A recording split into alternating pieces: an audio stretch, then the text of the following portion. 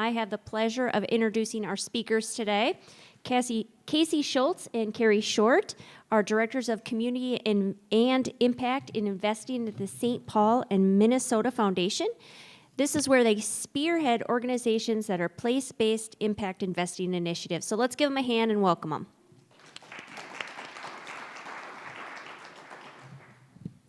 Thank you. Nice to see everybody. I'm Casey Shultz, one of the directors of Community and Impact Investing, and I'm grateful to be joined here today with my colleague, Carrie Jo Short. Who here attended my talk last year at EmpowerCF? Awesome. I'm really glad to be back. I love this event. I love the community. So maybe some of you don't know the answer to this. Are you impact investing? Raise your hand if you are currently impact investing, whether personally or in your organization. I got one. Well, you know what the answer is? If you have any investments at all, you're all impact investing already. And it really just comes down to, are your investments making the impact that you want? It's estimated on a global scale that the institutional numbers of dollars available for investing are around 70 trillion. Now, if you add together all of the retail investors and sovereign nations, that number is actually closer to 500 trillion. So imagine the kind of impact we can have if we were to direct those dollars from Wall Street to our main streets. And that's something that we've been working on at St. Paul, Minnesota Foundation for anywhere between, depending on how you cut it, for the last 30 years in our concessionary below market rate investing, and then over the last 5 years when we've been managing a place-based impact investing portfolio for private foundation. And we've learned a few things. We know that most individuals and organizations want to invest in their communities. And we know, especially here in Minnesota, there are incredible investment opportunities. In fact, I've run out of money that I have dollars to invest because there have been so many amazing opportunities and we just didn't have enough liquidity in the portfolio.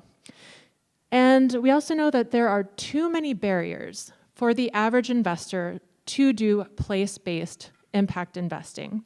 And that's something that as the largest community foundation in Minnesota, we recognize that we have a role to play in finding a solution.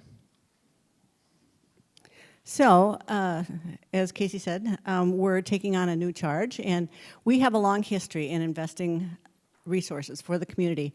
You see on this spectrum, the many kinds of dollars that we work with. It's nearly $2 billion assets under management within the foundation. Our dollars, we also work with some client private foundations. We also work with some other nonprofits, and we invest across this whole spectrum of market rate impact investments, traditional investments, concessionary, where I've worked most of my 30 years at the St. Paul, Minnesota Foundation. Other things like guarantees, recoverable grants, and then the grant investments, which is the highest risk you have because you expect to get them out into community, investing in community, and you hope to never get that money back because it's out there doing good things for the community. So we are really leaning into ourselves and our understanding of ourselves and the tools and resources we have at hand as more than just a foundation to serve a narrow slice of the community. We are really thinking about ourselves as a nonprofit platform to bring resources to make it easier for others to participate in the good work that many of our friends and family are already spearheading. So we are a critical capacity building organization. We work with nonprofits both in the East Metro area and the St. Paul area and across the state of Minnesota in many, many ways.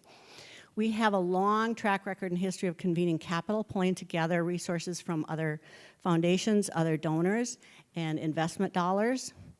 And we are ready to take this much more active role in matching those dollars, investment dollars and grant dollars, to better serve the community across the state of Minnesota.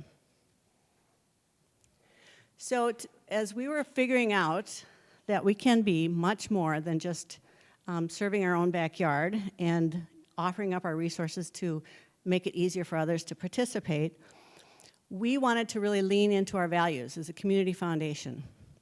And we truly believe that community is our compass.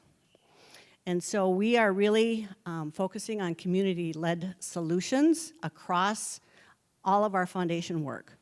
So in 2024, I had been working in the community impact side of our work, which is what we call our grant-making work, for 29 years. And I shifted into working with the investments team to help build out this new platform and to bring along all of those connections to community, the many ways that we brought community into the conversations. And it was a new way to think about creating an investment vehicle. So we brought community into the sessions. We said, if we're going to do this, we have to make sure that it's impactful and that it's additive to the landscape. We're not trying to swap out $1 for a different dollar. We're trying to bring a new resource that makes it easier for folks to participate. So we brought in folks and we convened them using a facilitator for these listening sessions all throughout 2024. So first we started with investees, folks that could receive this kind of capital, and said, what's important to you? What do you need to have to make this worthwhile and make it effective in your work? And then we brought in investors in a separate session and said, how would you approach this? What's important to you to learn about or to hear about? And so we combined all that, we brought them all together and took all of that learning to design what we're moving into now in 2025, which is where we're building things out.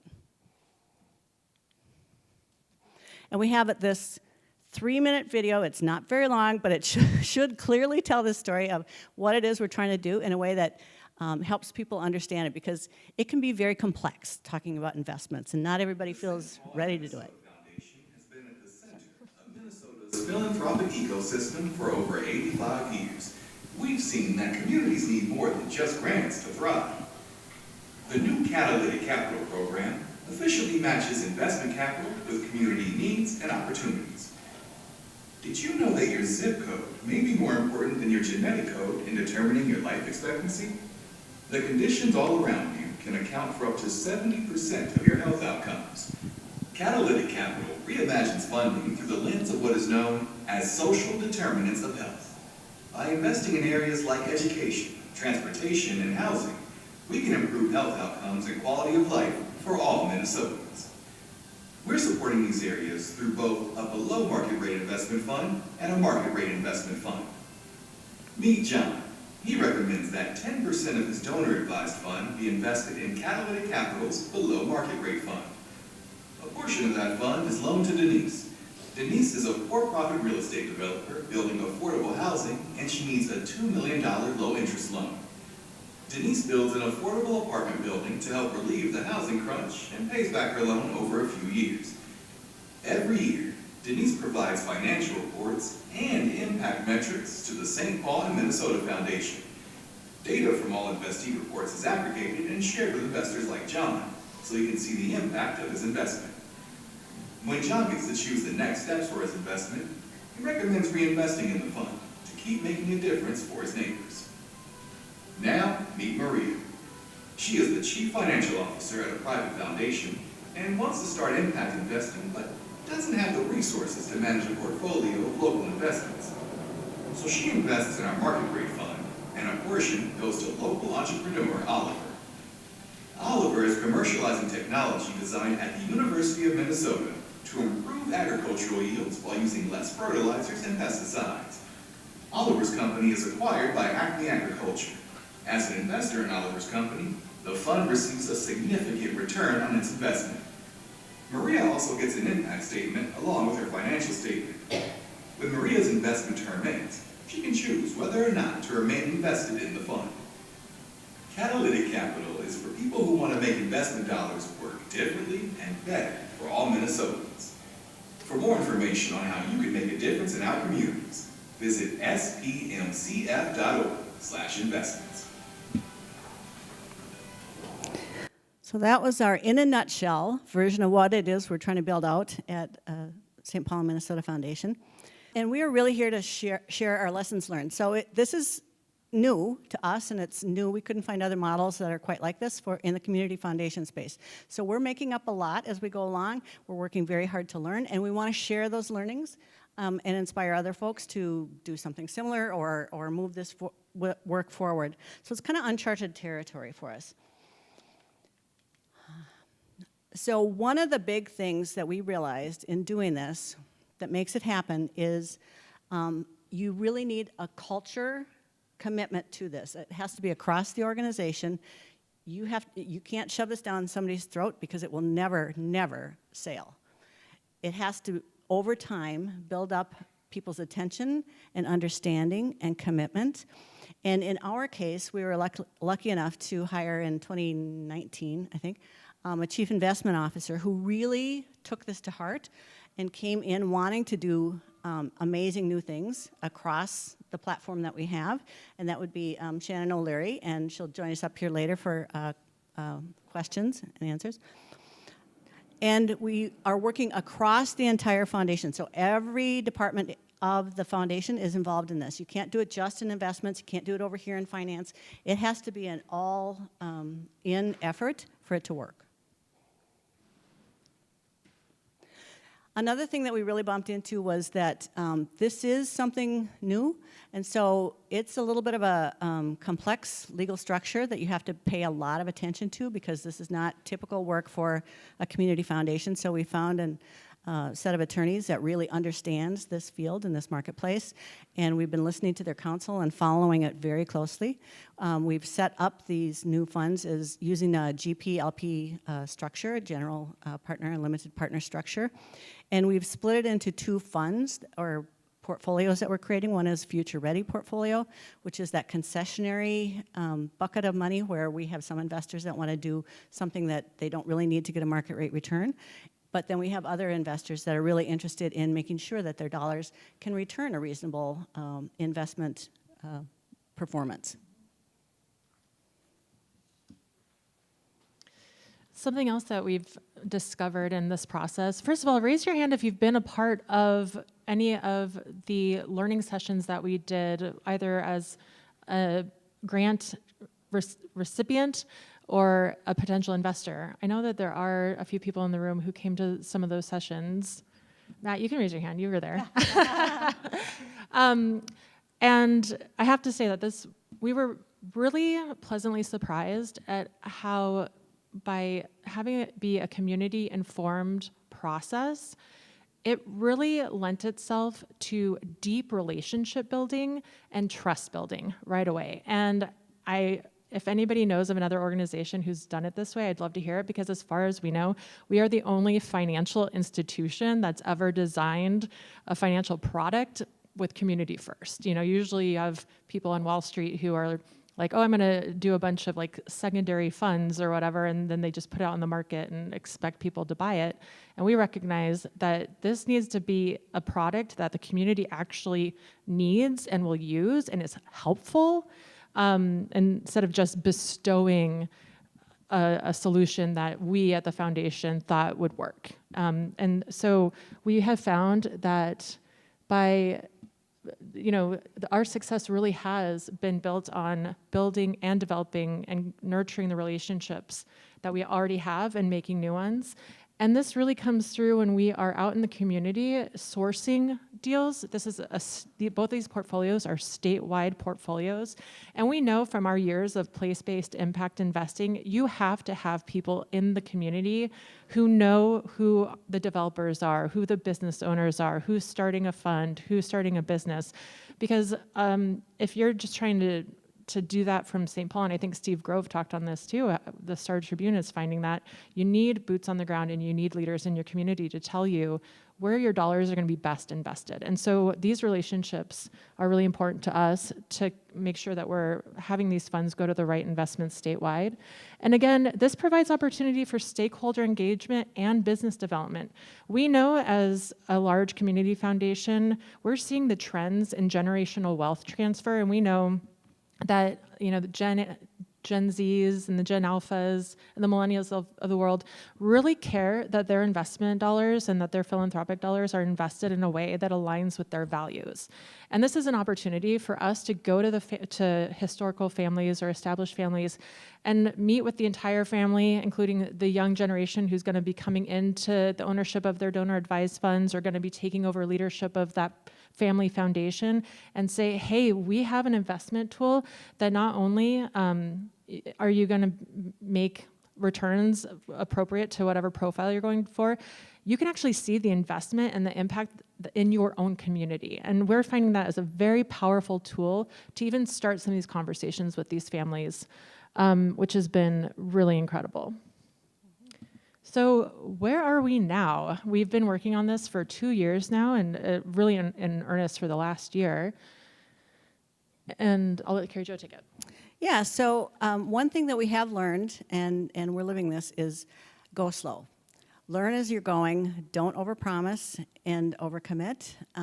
It's better to figure out all the mechanics, all the steps as you're going along, and make sure that you have it fully in hand before you launch anything much bigger.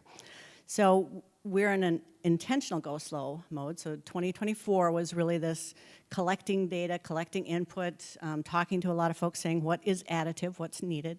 2025 has been, okay, here's how we can design it, here's how it can look as a legal structure.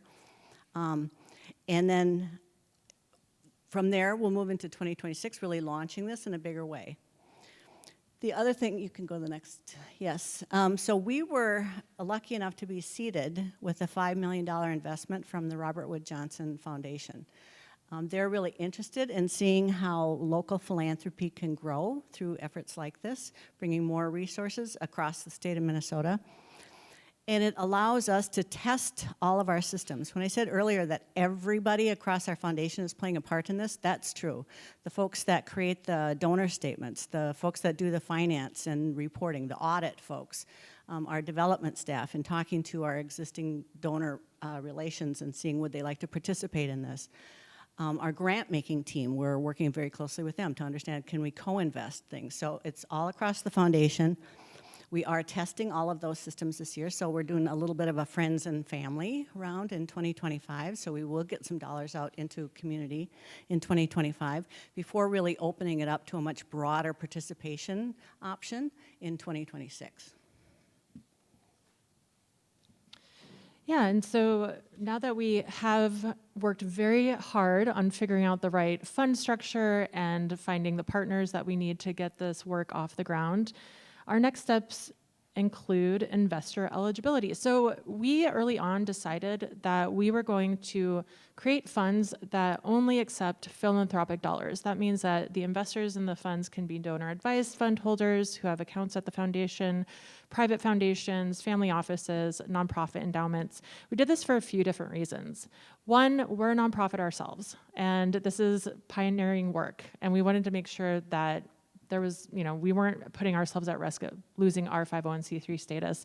Also, we don't want to have to be registrants with the SEC. So we were very careful that making sure that we're doing this in a way that represents the resources that we have and the capacity we have, which is made possible because when Shannon O'Leary came on in 2019, she brought our investment team in-house. So we have the investment team we need, and we want to make sure that we don't need to put any extra burden on them. And like we said, it's experimental. We want to make sure that we're working with trusted partners who are going to be in partnership with us through this process. And as we grow and we learn, we would love to work with more partners on how to amplify this work and scale it.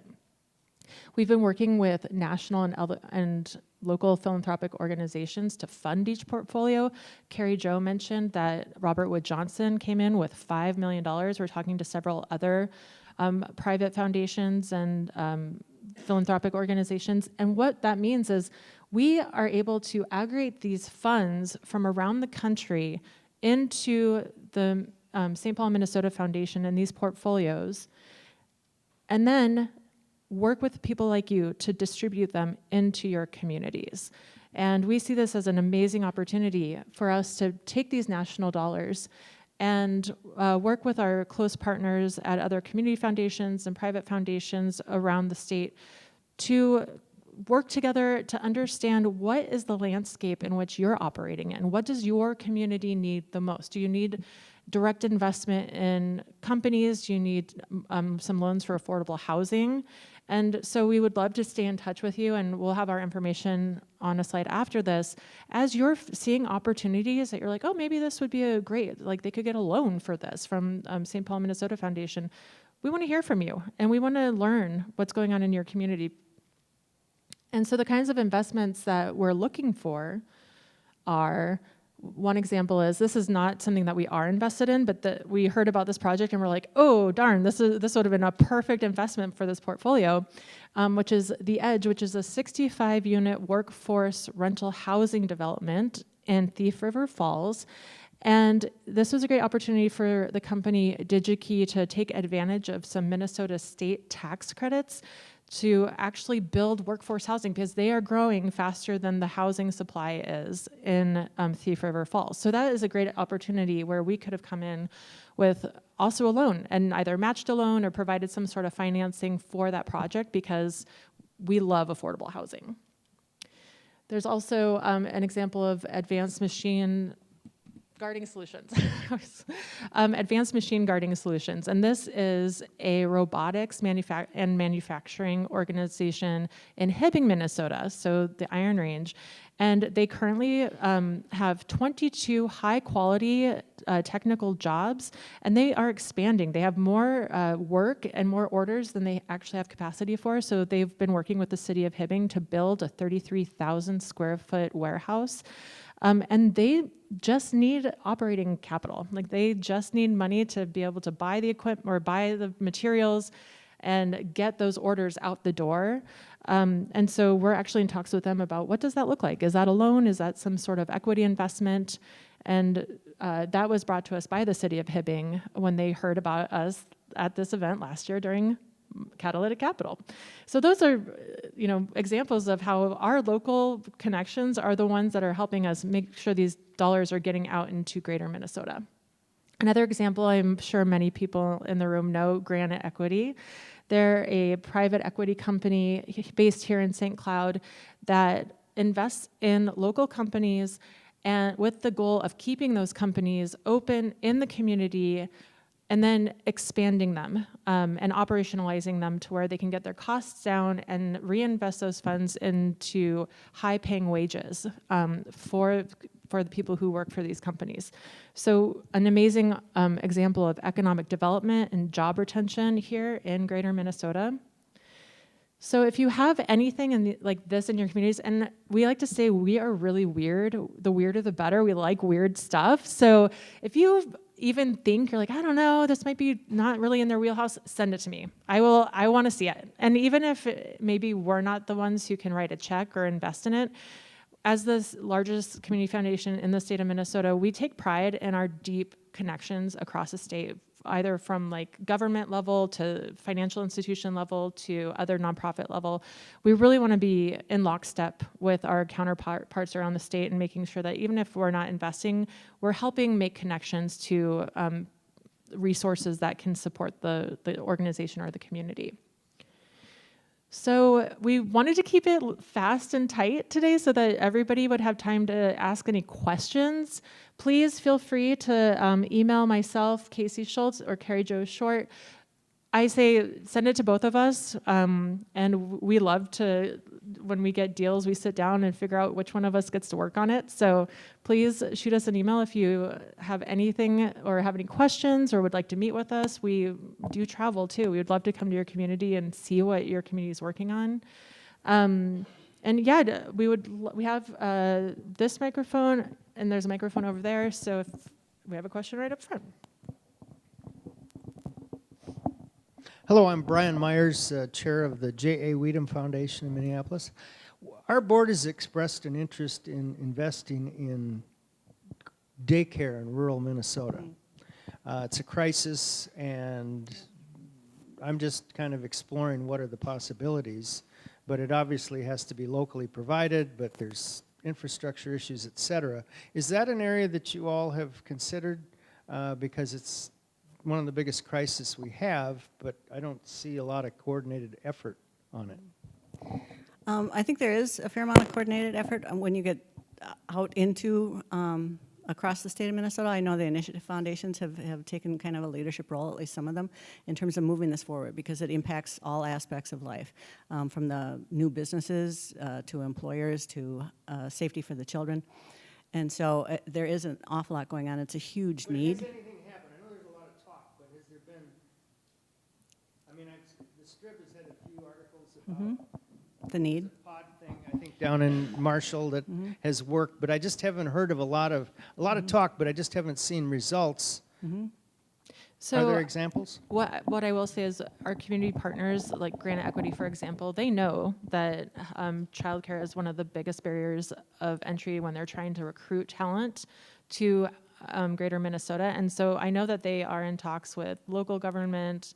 They're in talks. They're trying to find solutions, whereas the problem with daycare, like, where does the money go? I want to know. I don't understand the economics of daycare. As a person who has 2 young kids and spent like $40,000 one year in childcare, I'm like, how did they only make less than minimum wage as a daycare worker? And yet it's just like not a scalable thing. Well- I'm sorry, that's a tangent. I'm very passionate about childcare as well. Very passionate. And so the kinds of resources we can bring through this investment portfolio, these are not grants, these are investments. And so some might be at a concessionary rate and ultimately paid back to us, functioning similar to a private foundation PRI. And some might be more at market rate, and we could participate potentially in both parts of that capital stack, or potentially bring in grant making as well. I haven't seen the solution proposed that we can respond to. So our role in this is to bring resources and to try to aggregate resources to deploy based on a solution that's brought to us. We're not going to be out there creating daycares or actioning that, but as your work and other work across the state moves forward and says, okay, who can help fund this? Who can make it real? I think that's when we can step in and help. Yeah, and as a pillar of social determinants of health, daycare is a top priority for us, along with affordable housing. So we would love to see any solutions that communities are coming up with. Any other questions?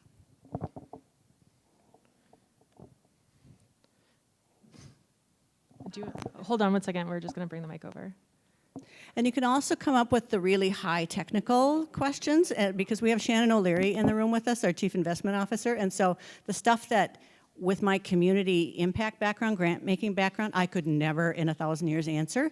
We have that expert in-house. Hi, I'm Carly Vigoat. I'm with the Duluth Superior Area Community Foundation. I'm just curious, with your conversations with potential investors in impact investing thus far, what are the most common questions or like reservations that they express when you're having these conversations, and what are your responses to that? That's a good question. Well, one of the things that we bumped into that was a surprise to me anyway, when we did that convening in 2024 and brought folks in to when we said, okay, what's important to you, was the idea that across the state of Minnesota, they didn't understand how they could partner with us or how we could partner and be additive to their work. And so we've gotten a lot more clear about that, those relationships, and that was a concern for them, saying, well, wait a minute, what are you doing in my community? Shouldn't I be doing that? And how are you expecting to work together? And so we've gotten much more clear about it, and we've gone back to folks to say, is this what you meant? Is this helpful to you in your own community? So one of the slides that Casey talked about shows that we are trying to be an attractant to new resources to come into the foundation that can be then distributed out across the state of Minnesota through our many partners by working with folks that are boots on the ground and understand the local conditions. And so sourcing deals, creating pipeline, introducing us so that we can bring resources into your community is one of the ways that we addressed an early concern like that. There was some concern about, or questions, I guess, about risk profile and about return profile. And so again, we've gotten much more clear over those last 12 months of learning to say, okay, it's important to have two separate funds so people can really understand what they are investing in. If something is really targeting market rate returns, as Casey's been leading for a while and doing beautifully with, or if they really are saying, we want to create deeper impact and we're really not that concerned about the returns on it, that's a separate fund. And so we've gotten more clear about those things. Other things, Shannon, that you might want to mention? Yeah, I mean, I'll say when we encounter groups that are considering launching an impact investing effort on their own with their own endowment dollars, typical questions, and there can be certainly misconceptions around what does impact mean. So, you know, does impact mean by necessity you're producing below market rate of returns? You know, in our case, our market rate impact portfolio has actually outperformed our $1.3 billion endowment. So, we can provide clear evidence that that does not necessarily have to be the case, and we've offered at the same time now a separate pool of assets that are intentionally going to be not in a category of producing, say, a 5% spending policy while offsetting inflation. So I think the return profile, the impact profile matters. Different groups that we've had conversations with in our area in the Twin Cities, there are a number of groups that have impact mandates that had very, very narrow geographic scope around them, and they have since discovered two things. A, it's not possible to generate that much deal flow within a 1.2 mile radius of your headquarters in our market. Probably could do it in New York or Los Angeles, but not in St. Paul. And then two, most of those organizations launched this effort without understanding that you need a dedicated staff to do it. And that's partly why we have built intentionally our team is now a team of 8. We are fully managed in-house staff. We use consulting resources on a limited basis as needed, but it is very hard. These are some of the most intensive due diligence processes that this team runs. It is a relationship business, and we need it to stay that way. And I'll also add one thing that we're being really clear with investors about is the liquidity profile of these portfolios. They are alternative assets, they're private assets. So we're underwriting loans to affordable housing developments. That could be a 10, 15-year loan. We're investing in private equity. We're investing directly in businesses. So that's already like a 7 to 10 year payback timeline. So we're being really clear with investors that by investing in these portfolios, while you're getting this amazing impact, and depending on your portfolio, we're aiming for, in the market rate portfolio, we're aiming to meet our spending policy, which is like 5% plus inflation. So we're aiming for about an 8% annualized return. You won't get money, you probably won't see any of that money get distributed back to you for at least 10 years. So we just want to be really clear with investors that it's going to be locked up, but also doing great things and having money multipliers in the markets in which we're investing. Another element too that we didn't mention is that while we're receiving investments from charitable entities, and we're limiting it to that, dollars can go out to nonprofit charitable entities for projects, maybe capital projects or other things that you might typically see, but could also be invested in something that is a for-profit, either a single business or some other association or group that is mission aligned, and we can track and document that they are moving forward the mission of the foundation. Hi, just me. Hi, my name is Sabrine. I am with Cairo, Minnesota. And I think this is a really great opportunity because I think this is the first time I'm seeing you guys here in our city. And one of the questions that I really have, especially when trying to get to know you as a foundation, what are some strategies that us as nonprofit organizations can adapt and shift to from that grant-seeking mindset to that, investable entity that you guys would kind of reach out to and speak with? So if you can just kind of talk a little bit on that. That's a great question. And that was one of the things we learned, and I'm so proud of ourselves, that the first listening session and learning session we did was with several nonprofits. And we said, what do you need? In addition to grants, what kind of capital support can we give you? And we learned a lot around the capital constraints that nonprofits may have. They may have board requirements that they can't take a loan. So maybe what we can do is we can provide a loan guarantee for a loan they already have, or so they can extend it or refinance it. If you are a nonprofit and you would like to buy the building in which you have your office in, and create some long-term stability in your office, we can maybe provide a loan for that. So there's so many opportunities. If there's anything that you need financing for that you have a way to pay it back, that's something that we would love to have a conversation with you, and Carrie Jo can say more too.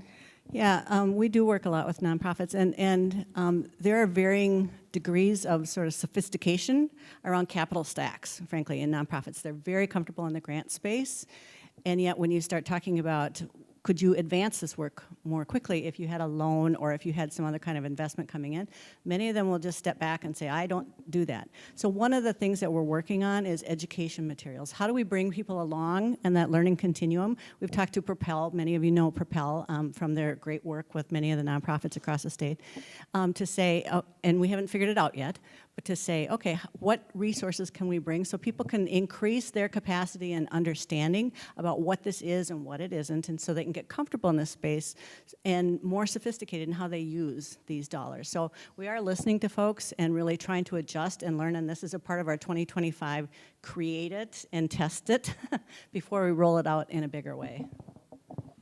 I just kind of have a follow-up statement. Thank you so much. And to just kind of continue getting on your radar, I am spearheading one of a large project here. I'm a planning commissioner for the city of St. Cloud, and we are putting together a workforce development housing project in St. Cloud. So I'm hoping to kind of get on your radar and we can continue having further discussions for this one. Yes, please come find us. We would love to learn more. And we're building out a pipeline right now, so we encourage folks, if you have ideas like this, things that you're working on, and they're maybe not ready for prime time yet, but it's a nugget or a kernel, come and talk to us because we put it in this pipeline. I'm learning. I'm not an investment professional. I'm learning about building a pipeline of investments or possible investments. And so you talk to people anywhere in terms of where they are in their trajectory with that. But you might come in and say, okay, we think we're going to need $1 million, but we're not going to need it until 2027. We'd still rather have that conversation now and document that into the pipeline so that we can keep tabs on it, we can pay attention to it. So as you're out there working in community, folks, please give us a call. We really mean that.